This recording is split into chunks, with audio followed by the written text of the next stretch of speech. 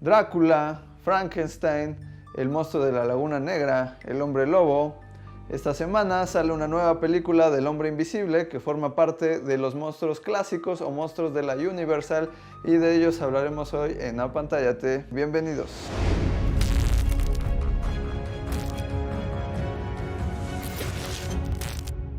Todo comenzó en 1923, cuando Alfred Grasso y Lon Chaney adaptaron la novela de Victor Hugo, El jorobado de Notre Dame, a una película de terror. Les costó bastante trabajo conseguir quien la quisiera producir porque el género era considerado vulgar y pocas productoras se atrevían a hacerlo.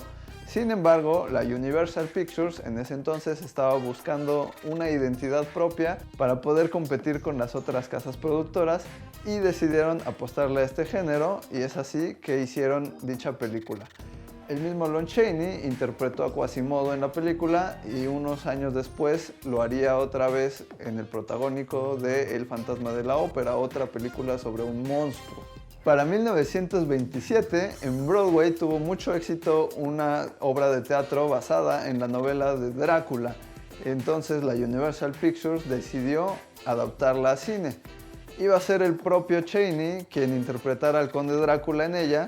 Sin embargo, sucedieron dos cosas. A Chaney le detectaron un agresivo cáncer de garganta y además cayó Estados Unidos en la llamada Gran Depresión Económica, y eso evitó que se pudiera hacer la película pronto. El presupuesto para hacer Drácula se vio reducido y se optó porque los protagónicos los hicieran los mismos que hacían la obra de teatro, Edward Van Sloan y Bela Lugosi. Todd Browning, el director de la película, se inspiró en Nosferatu, una película del expresionismo alemán, para imprimirle ese estilo a esta película de Drácula. Eso, junto con que ahora ya era una cinta sonora, hizo que la película fuera todo un éxito. Así que se decidió repetir la misma dinámica con otra obra de teatro basada en otro monstruo. Frankenstein. Se imprimió el mismo estilo y esta vez la protagonizó Boris Karloff. Esta película le fue todavía mucho mejor que a la de Drácula, y a partir de ahí oficialmente Universal Pictures comenzó una serie de películas sobre monstruos. De hecho, los monstruos de la Universal son considerados el primer universo cinematográfico que haya existido, mucho antes de que usáramos tanto ese término. El director de Frankenstein, James Whale, fue considerado un referente en el género, ya que no solo hizo esa película, sino que siguió con El hombre invisible o La novia de Frankenstein, por ejemplo. Y los actores mencionados antes, Boris Karloff y Bela Lugosi, también se volvieron muy icónicos, no solo por los personajes que hicieron en su primera película, sino que además de repetirlos, en otras películas hacían otros monstruos o al menos algún personaje importante dentro de las películas.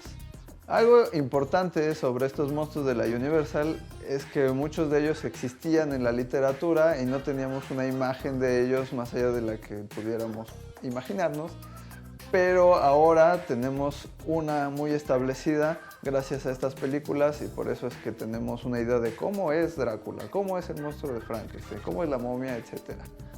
Pero como siempre sucede, no tardaron en entrar intereses, ¿verdad?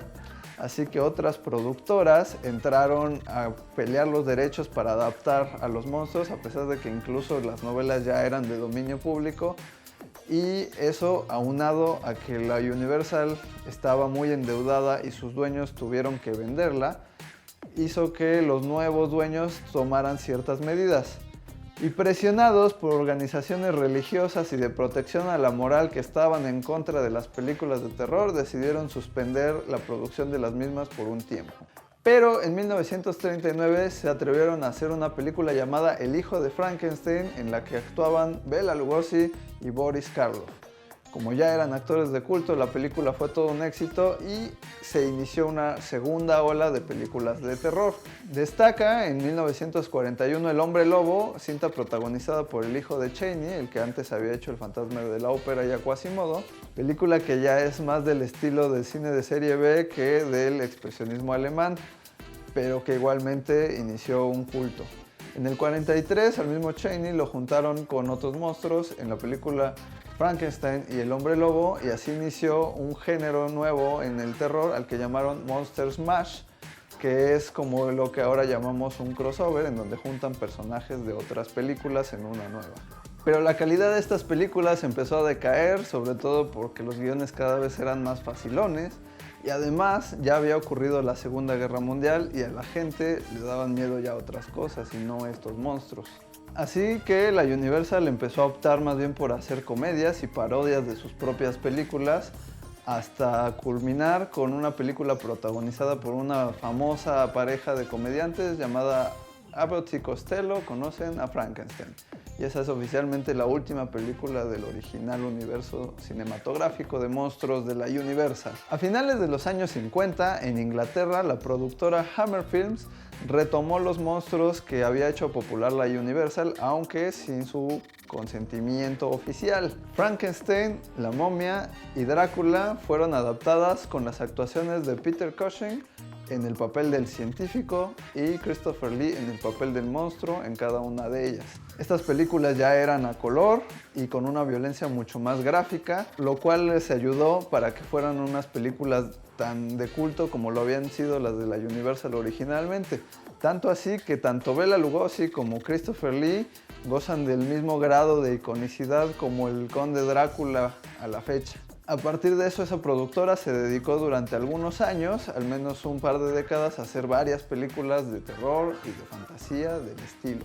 Otros dos momentos en que se revivió el género del Monster Mash fue en los años 60 con la serie para televisión Los Monsters, una comedia en la que los monstruos clásicos eran más bien miembros de una misma familia que trataba de encajar en la típica sociedad norteamericana de la época. Y en 1987, la película Monster Squad, en la que un grupo de niños enfrenta a los monstruos clásicos muy al estilo de los cazafantasmas.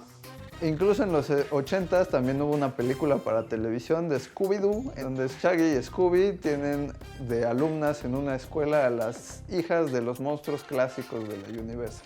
En 1992, Francis Ford Coppola adapta de la manera más fiel posible la novela Drácula de Bram Stoker al cine, con las actuaciones de Gary Oldman, Anthony Hopkins y Keanu Reeves, lo cual inició una nueva corriente en la que intentaban hacer una adaptación más fiel de los monstruos que provenían de la literatura. Le siguió una adaptación igual de Frankenstein, dirigida y protagonizada por Kenneth Branagh, con Robert De Niro en el papel del monstruo.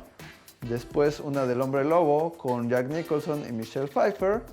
Y Mary Reilly, que es una reinvención del mito del Dr. Jekyll y Mr. Hyde, con Julia Roberts y John Malkovich en los papeles principales. También habría unos años después una trilogía un poco menos afortunada de La Momia, protagonizada por Brendan Fraser y Rachel Weisz, además de una adaptación, esta más bien de la Columbia Pictures, del Hombre Invisible, a la que titularon El Hombre Sin Sombra, con Kevin Bacon. Y en el 2004 un intento tampoco tan afortunado por homenajear el Monster Mash, la película Van Helsing, protagonizada por Hugh Jackman, ya tendiendo mucho más a la acción.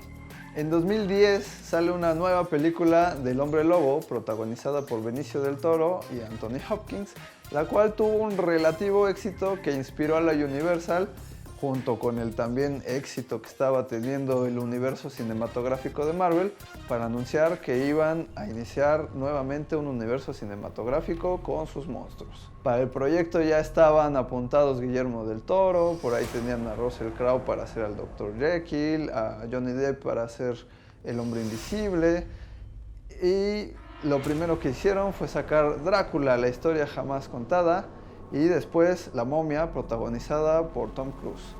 A ambas películas les fue tan mal en la crítica y también en la taquilla que la Universal decidió dar un pasito atrás y decir, pues quizá no hacemos un universo cinematográfico después de todo.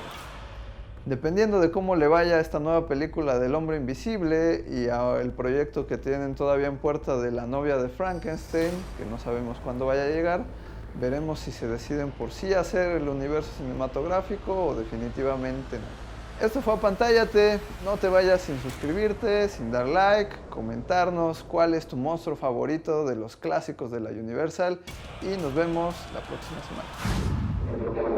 It's alive. It's alive. It's alive. It's alive. It's alive.